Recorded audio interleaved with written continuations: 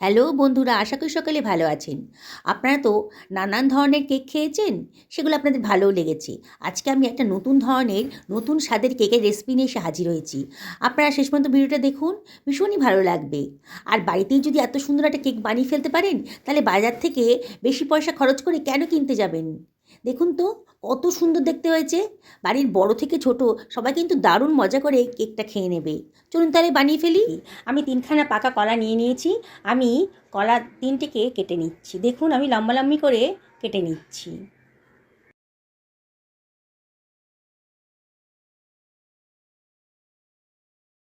খোসাগুলো বাদ দিয়ে দিচ্ছি। দেখুন খোসা ছাড়িয়ে আমি একটা পাত্রের ভেতর রেখে দিচ্ছি। একটা ননস্টিকের ফ্রাই প্যান গরম করতে দিয়ে দিয়েছি। গরম হয়ে যাওয়ার পর গ্যাসের ফ্লেমটা লো করে আমি একটা মাখনের কিউবের ভেতর দিয়ে দিচ্ছি। মাখনটাকে ভালো করে গলিয়ে নেব।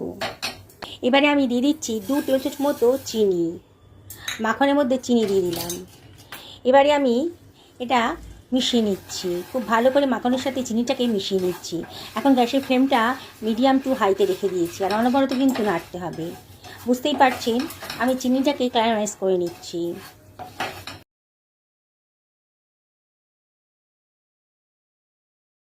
দেখুন সুন্দর একটা কালার চলে এসছে। এবার গ্যাসের ফ্লেমটা আমি একেবারে অফ করে দিয়েছি। ওই হিটেই কিন্তু চিনিটা ভালো মতন গলে গেল।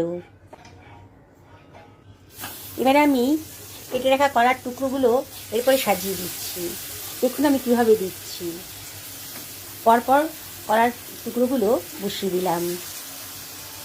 ওপর থেকেও আর নিচে থেকেও একটা কলার টুকরো দিয়ে দিলাম। দেখুন ফ্রাই প্যানটা পুরো ভরে গেছে কিন্তু। এরমই থাক। এবার বাকি অ্যারেঞ্জমেন্টগুলো করে নিই। আমি একটা মিক্সার গ্রাইন্ডার নিয়ে নিচ্ছি। এর ভেতর দিয়ে দিলাম 1 বাটির থেকে খানিকটা কম চিনি, আর দিয়ে দিলাম 2টো এলাচ দানা, ছোটো এলাচের দানা। এটাকে গ্রাইন্ড করে নিচ্ছি। দেখুন এটা গ্রাইন্ড করা হয়ে গেছে। আমি একটা পাত্রের ভেতর একটা ডিম ফাটিয়ে নিচ্ছি। আপনারা ভাবছেন কি অদ্ভুত ধরনের রেসিপি আজকে তৈরি হতে চলেছে। আপনারা শেষ পর্যন্ত ভিডিওটা দেখুন, আশা করি আপনাদের খুবই ভালো লাগবে। ডিমের মধ্যে আমি গুঁড়ো চিনিটা দিয়ে দিলাম। এবার আমি দিয়ে দিচ্ছি একটা বাটির 1/3 বাটি সাদা তেল, আর দিয়ে দিচ্ছি 1 বাটি পরিমাণ দুধ। দুধটা গরম করে আবার ঠান্ডা করে নর্মাল টেম্পারেচারে রেখেছিলাম। 1/4 টেবিল চামচ মতন লবণও দিয়ে দিলাম। দিয়ে এবার সব কিছু ভালো করে মিশিয়ে নিচ্ছি। খুব ভালো করে মিশিয়ে নিতে হবে।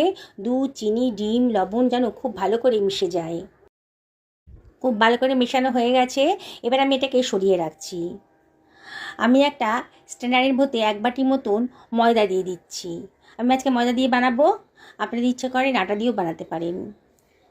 ময়দাটা স্ট্যান্ডারের উপর দিয়ে আমি ময়দাটাকে ছেঁকে নিচ্ছি। আমি আরও 1/2 বাটি মতন ময়দা দিয়ে দিলাম। তার মানে আমি 1.5 বাটি মতো ময়দা দিয়েছি, আর 1/2 বাটি মতো দিলাম কোকো পাউডার। এবারে 1 টেবিল চামচ মতো দিলাম বেকিং পাউডার, আর 1/2 টেবিল চামচ মতো দিলাম বেকিং সোডা। সব কিছু আবারও ভালো করে চেলে নিচ্ছি। এবারে সব কিছু আবারও ভালো করে মিশিয়ে নিচ্ছি, আর স্প্যাচুলার সাহায্যে খুব ভালো করে এগুলো মিশিয়ে নিচ্ছি। খুব ভালো করে মেশানো হয়ে গেছে। এবার আমি দুধ ডিমের মিশ্রণটা এর ভেতরে দিয়ে দিলাম।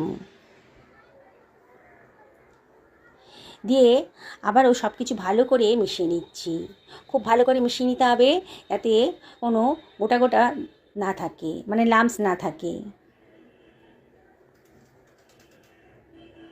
একই ডাইরেকশানে খুব ভালো করে মিশিয়ে নিতে হবে।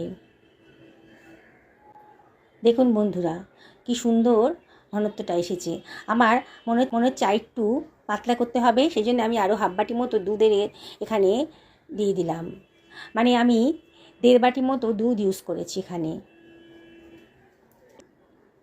স্মুথলি পড়ছে, এরকমই একটা ব্যাটার তৈরি করার দরকার। এবার আমি এর ভেতর দিয়ে দিচ্ছি 1 টেবিল চামচ মতো ভ্যানিলা এসেন্স। আমি এটা ওই ঢাকনাটা দিয়ে দিয়েছি 1 টেবিল চামচ মতনই হবে মাপে। আবারও সব কিছু ভালো করে মিশিয়ে নিচ্ছি।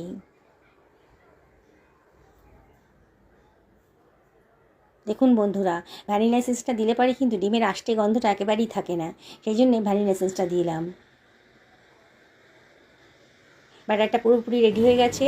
এইবারে আমি এই ফ্রাই প্যানের ওপর এই ব্যাটারটা ঢেলে দিচ্ছি ওপর থেকে। দেখছেন তো বন্ধুরা, রেসিপিটা বানানো কতটাই সোজা। একবার দেখলে বিগিনার্সরাও কিন্তু এটা বানিয়ে ফেলতে পারবে। পুরো ব্যাটারটা আমি ফ্রাই প্যানটার উপরে দিয়ে দিয়েছি। একটু ঝাঁকিয়ে নিচ্ছি, একটু ট্যাপ করে নিতে হবে, তাহলে ভেতরে কোনো এয়ার বাবলস থাকলে সেটা বেরিয়ে যাবে। দেখুন বন্ধুরা, এবারে আমি গ্যাসের ফ্লেমটা ধরিয়ে দেব।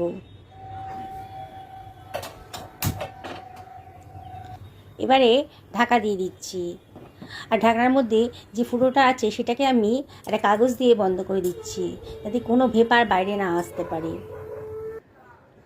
5 মিনিট হাই ফ্লেমে এটাকে রান্না করে নেব।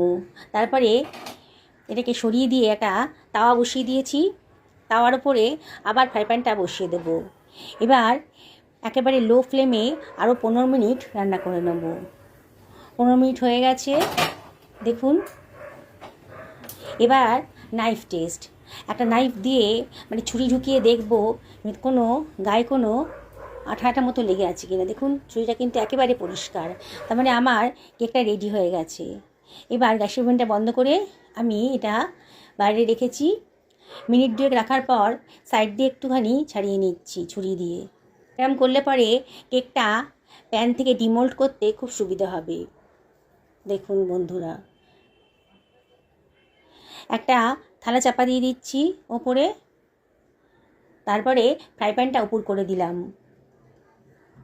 ওপর থেকে একটু ট্যাপ করলে পরেই সুন্দরভাবে কেকটা কিন্তু থালার উপরে এসে পড়বে।